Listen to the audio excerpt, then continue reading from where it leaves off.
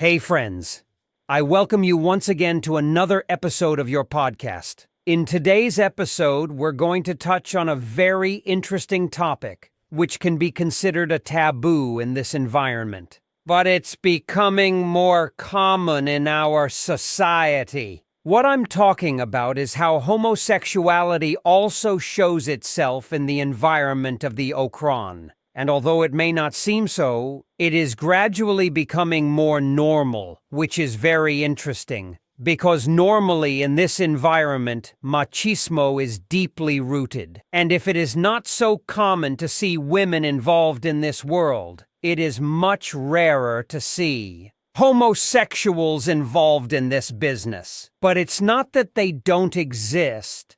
It's just that I think they're very discreet. Maybe out of fear of the discrimination that exists. But believe me, there are many of them. But many of them are not homosexual, rather they are bisexual since they like both sexes. I want to make it clear that this episode is not meant to mock anyone. So please don't take it the wrong way. I just want to show you this environment as it truly is, and let you know the things that usually aren't said. So it's not meant to offend anyone, and I try to do this episode with all the respect that people deserve. In the world of OcraN, there's a very strong culture of machismo. This environment causes that many feel forced to hide their true sexual orientation, even though this is not talked about much. The truth is, just like in any other profession, there are people with different sexual orientations, and it is the same case in OcraN, but they prefer not to say it openly out of fear. Machismo is like an unwritten rule in this environment. Everyone has to show an image of tough and strong men. Anything that doesn't fit this image can be seen as a weakness. And in such a dangerous environment, showing weakness can be very risky. That's why many in the LGBT community in the OcraN live in secrecy. It's not that there are no homosexual people in this world. They just don't feel safe being open about it. This silence is not only due to the fear of social rejection, but also because being seen as different can put their lives at risk. It's a lot of pressure to show a manly image. In the 21st century, there are still situations and places where people can't freely be themselves. But the reality in the OcraN is that fear and machismo drive them to stay in the shadows. It is not a safe option for many. They prefer to keep their orientation a secret to protect themselves from possible retaliation. Imagine living a double life, having to hide such an important part every day. People with different orientations in OcraN not only face the daily dangers of their work, but also the constant fear of being discovered and caught. And you could suffer consequences because of this in any other environment. You might think being part of the LGBT community is increasingly accepted, but in this environment, the mentality is very different. The image of the macho man is the one that dominates, and anything that challenges that image is dangerous. Despite this, it's important to remember that sexual diversity is everywhere, even in the OcraN. However, the need to fit into a macho image and the threat of violence force many to live in the shadows. They cannot be open about their orientation for fear of what could happen to them. For my part, and from my point of view, I don't see anything wrong with it, since it's more than proven that in any trade or profession, there are homosexual, bisexual, and other sexual orientation individuals who do any kind of work, any type of work, and they do it very well. Like, for instance, in sports, there are many people with different tastes. Similarly, in politics, there are many leaders and politicians as well. They are part of the LGBT community. For example, we have the former governor of Sinaloa, Mario Lopez Valdez, and the former municipal president, Eric Marte, like Miguel Angel Mancera, just to mention a few, because there are many. Just like in the musical environment, we have people like the master Juan Gabriel and also Ricky Martin, Miguel Bosé, etc. This doesn't mean that they are worth more or less. Simply, and it's simply their way of being and their tastes. And in my opinion, that should be respected. Well, as you can see, in any profession there is more and more public presence of people with different orientations. In all areas it exists, but in a country like Mexico, unfortunately, homophobia still persists. Although around the world the different sexual orientation is found in all nationalities and all social classes, religions, professions, but like I said, in Mexico it is a high percentage of the population still maintains a sexist culture. So it's a bit strange that the show-off of people with these preferences take place in these kinds of environments. I'm referring to the OcraN, and I want to reiterate that I do this with a lot of respect and without any intention to offend. Don't think I'm mocking or discriminating against anyone. It's just that, in my view, it seemed interesting to mention now that it's Pride Month, sharing this information with you. Since, as I've always told you, what this is about is for you to learn and know more about this environment. And here we're going to show some examples of all kinds of characters, from very powerful high-class posca to man-gun. So our realize it exists at all levels. Well, the one I think is the most recognized of all of them, and I'm not saying that because he was more important or more powerful, but because he showed his preferences openly and didn't hide it from anyone. I'm talking about Elmer Francisco Herrera Huitrago, better known as Pacho Herrera. He was an important boss in the Telcar de Cali. This Colombian partner of the brothers, Gilberto and Miguel Rodriguez Orejuela, the other leaders of the Cali cartel. He was the mastermind behind blowing up a bamboo car in the Monaco building where Pablo Escobar's family lived. After that, he became the main target of the famous Pablo Escobar, who tried kidnapping him. But the operation was unsuccessful. After that, Pablo tried several times to take out Pacho, but he wasn't successful. Also, Pacho Herrera was one of those who collaborated with and funded Los Pepes, the famous group pursued by Pablo Escobar with the fall of Pablo Escobar. A few years later, Pacho Herrera turned himself into Colombian justice, to whom he confessed, committing crimes of trafficking, illicit enrichment, and money laundering. He was sentenced to 14 years in prison, and on November 5th, 1998, they handed Elmer Herrera his resignation in prison. A man sent by the leaders of the Telcar del Norte del Valle, enemies of the people of Cali. Elmer Herrera was homosexual and did not hide it. He managed to amass one of the largest fortunes of OcraN in Colombia alongside the great military power. His partners respected him and there were no prejudices against him. Here, I'm going to show you a photo of Pacho. A very important character, but on the Mexican side, who, like Pacho Herrera, had a taste for men, according to my sources. It's the OcraN, Jorge Caro Contreras, a high-ranking member of the Sinaloa cartel, and who is also related to the globally known and highly wanted by the United States, Rafael Caro Quintero. Jorge Caro is from Badiraguato, a very important man. Powerful and with a lot of money, he's compadre of several important figures in Sinaloa, like Ivan Archibaldo, Serafín Zambada, Javier León, Juanito Esparragosa, Mauricio Gastelum, and also well-known jewelers and businessmen. Just to mention a few, but there are many more.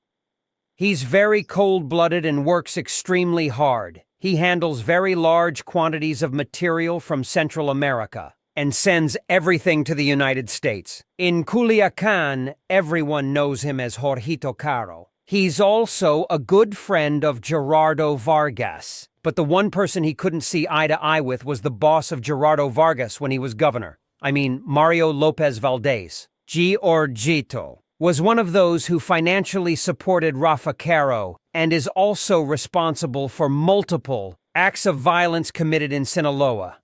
He's extremely intelligent, as he has been operating for several decades without being on the authorities' radar. He's a giver, and his workers are the ones who arrange his partners. He gets them a house, a new car, and a monthly allowance. He doesn't openly express his homosexuality, but he doesn't deny it either, and he's well known all over Culiacan. Just like Pacho Herrera, everyone respects him and nobody messes with him.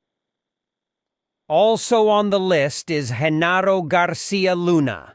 And some might say why he's on the list if he was from the government. Well, yes, he was with the government, but at the same time he was also a OcraN, since he also moved material and was also a partner of other Posca. Well, Genaro is another one who's homosexual, but since he had a career in politics, and he wanted to be actively involved in politics, but he kept it hidden and had his family. He had several government positions. He was in the Attorney General's office and also in the Research Center and National Security. But the most important position he held was Secretary of Public Security during President Felipe Calderón's 6-year term.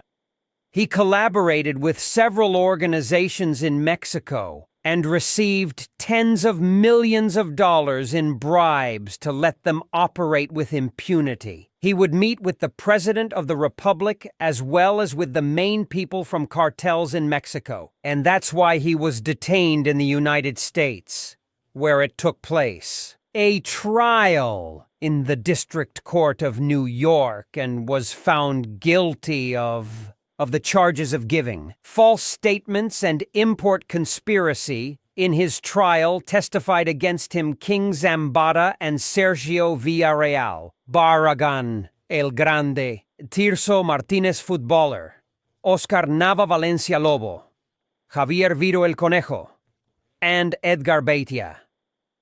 Genaro Garcia Luna asked the judge to delay his sentence while he tried to bribe other inmates to give false testimonies on his favor. He was offering them $2 million for lying to the prosecutor, but the plan didn't work since one of the people he offered the bribe told the prosecutor's office the whole plan of Garcia Luna. Right now, he's waiting to receive his sentence, which will most likely be life imprisonment. Another character within the OcraN environment is Rolando Gonzalez Ibarra from Nuevo Pueblo, Costa Rica, there in Sinaloa. He's a mover, so he transports the goods to the United States border. He has charges in the United States for conspiracy to import merch, and in his town Costa Rica, he has his own soccer stadium, as well as event halls, a recreational place with pools and courts. He also owns various trailers and has music groups and bands. He's a bit more reserved about his homosexuality. He always tries to cover it up, usually hiring sex workers for his friends to see, but when it's time to be alone with them, he just makes them scratch his head, or how it is known, in Sinaloa, giving him piojito to fall asleep and never touches the girls. That's how he tricks people. He's known by nicknames like Rolas, Cabalito de Palo, and Quisquiriskis. A Mangun, Uhase Wentraisu, who was well known and from Telcar in Sinaloa. His name is Marcelino Tecante Castro, but everyone knew him as El Fantasma. He was also known by the nicknames Jonathan and Casperine. The Fantasma was one of the main enforcers, was in charge of the Culiacan territory for a while. Listen to me carefully. Those people who don't know what in charge means was in charge of the plaza in Culiacan. I mean, he wasn't the boss. He was the manager. Because there are many people who get things mixed up. But well, the Fantasma had military training and was the terror of Culiacan for a while. Everyone was scared of him. And the ones who feared him the most were the state police because he gave them hell. Because, as I told you in one of the first episodes, several state police officers resigned some partners of him when the regiment of Rodolfo Carrillo was taken down in the year 2004. And that's why he hated them. Very enraged, the Fantasma also roamed the north of Sinaloa fighting, and in other places too. He also took part when they managed to get the military to return to Meño, one of Yoma's people. And he was the one who shoved a stick up their rear as a form of treatment. Well, the Fantasma, he had everyone fed up, Pocha and Yoma included. He was frequently accused of releasing detainees, hitting police officers, and keeping the area very tense. And he would just grab a Modelo beer and transform himself and start showing off his military techniques by tying people up and hitting them with the techniques he had learned in the special forces for hand-to-hand combat. And stuff like that. The thing is, he had everyone really fed up until his capture day came in February of the year 2013. The military arrived at the township of Costa Rica and surrounded him without firing a single shot. The operation happened thanks to Javi. Following Pocha's orders, he passed the Fantasma's location to the military contacts he had, along with a phone number of the Fantasma. And the person who said the Fantasma was sleeping in that house was a hitman from there, from Costa Rica. He was the one who said where the Fantasma went to sleep in that house, and the information was given to Javi, who had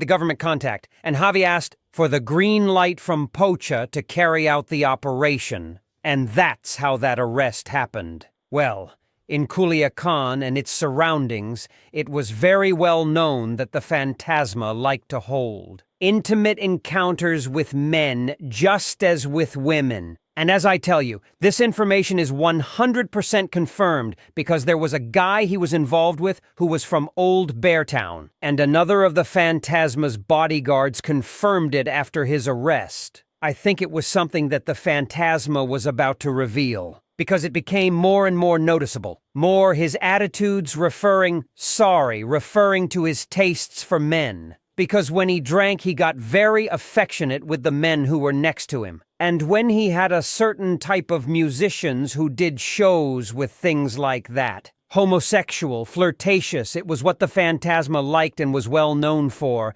and he let himself be seen, both in Culiacan and Playa de Ponce. Also the Cruz de Lota, in a pink BMW Z4 convertible. Here I am going to show you a picture of the Fantasma. And I'm going to show you some photos of a car identical to the one he used to drive.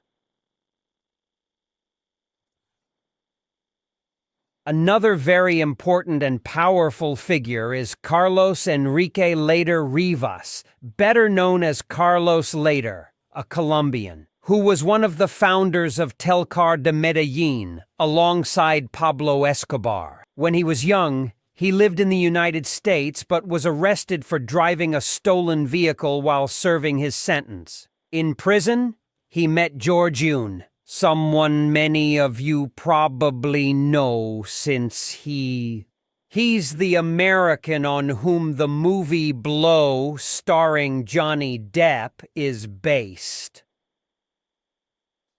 Well, they built a great relationship, and when they go out, they start working together. Obviously sending Blow from Colombia to the United States. Carlos Lehder would also later take over an island in the Bahamas called Norman's Cay, where he had his own airstrip, allowing tons of Blow to pass through daily from Colombia before being sent to the United States. All that could be arranged, thanks to Carlos paying large sums of money to the Prime Minister of the Bahamas, who turned a blind eye and allowed Carlos Lehder to traffic extensively. With that system, Carlos made hundreds of millions of dollars. Product of the blow. The island operated for several years until the DEA shut down operations on Norman's Cay, and later had to flee to Colombia, but leaving a message for the DEA. Since he dropped thousands of leaflets from a plane at Clifford Park in Nassau with the words, DEA go home. In Colombia, he entered politics, but the justice minister exposed him as a criminal leader of the Medellin organization, and therefore had to leave politics and go underground. So he kept hiding in different countries while he didn't stop sending merchandise to the United States. The Colombian government captured Carlos Lehder on a farm where he didn't resist.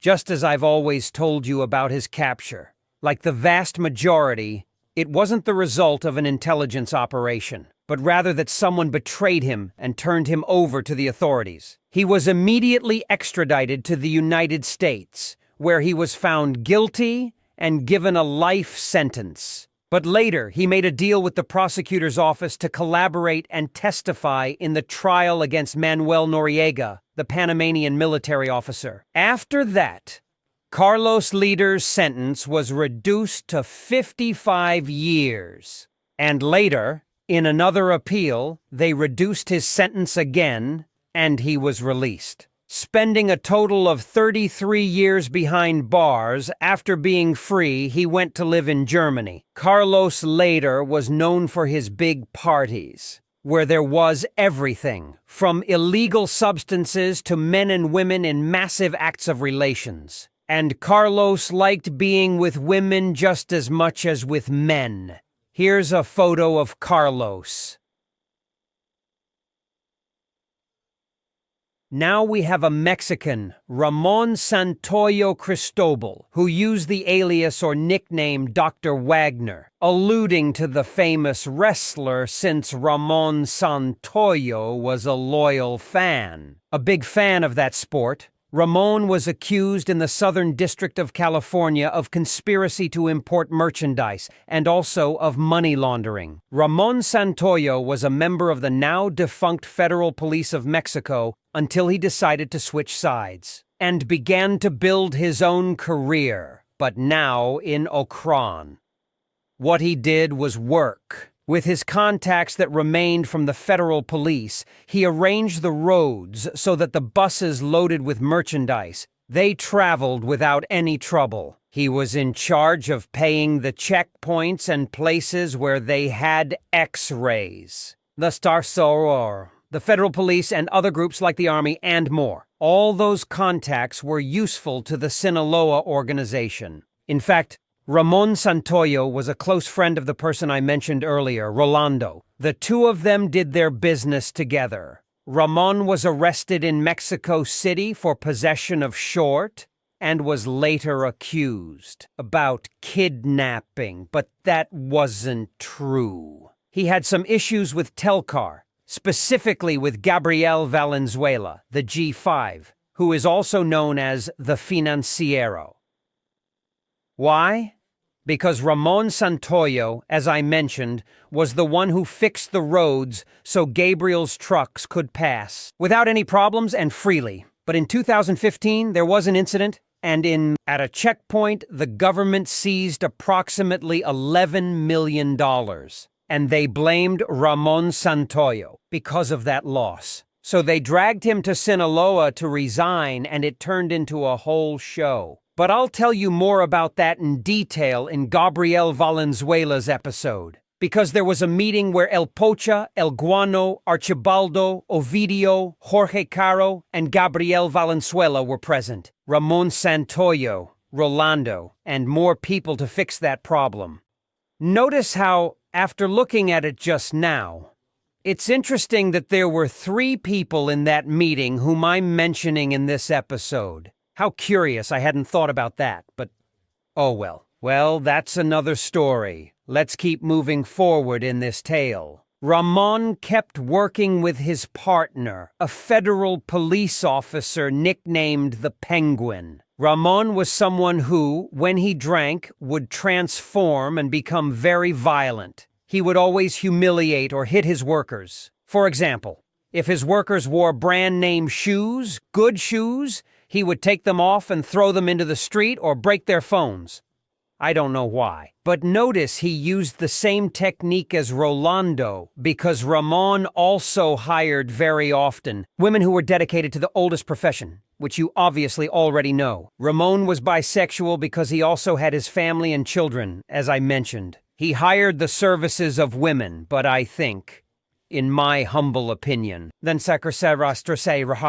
he was supposed to do the same as Rolando, and people wouldn't notice that he also liked men, because Ramon had a relationship or an affair with one of his workers, a person they nicknamed Kiko. And I'm telling you because some people saw them together. Accidentally, of course, but they were caught in the act. And actually, the other workers say that when they hired women's services, Ramon would get very jealous if he saw Kiko with a woman or something like that. I mean, I don't know! That's their business, and I respect it, but I'm just giving the explanation of what is being said so that everyone understands things correctly. Ramon Santoyo was arrested in Rome, Italy, when that happened in the year 2019, because he was under an alert and a red notice from Interpol. He was imprisoned in Italy for a little over a year until he was extradited to the United States in 2020. As you can see, those vacations ended up costing him a lot, all because he used his real name. Let me show you a photo of Ramon Santoyo. Another one on the list is Raul Carrasco Lechuga, Chor, part of the Menores, and he's a boss, from a group of Mangun. He resides in the Dorado area of Sinaloa, but frequently goes to La Cruz de Lota with his compadre Ontiveros. Lately, he's become very famous because some videos came out. Well, friends, here ends the first part of this story. Stay tuned for next week to know the second part of the story. Thanks everyone for your support and look forward to more content from your friend OcraN. Greetings.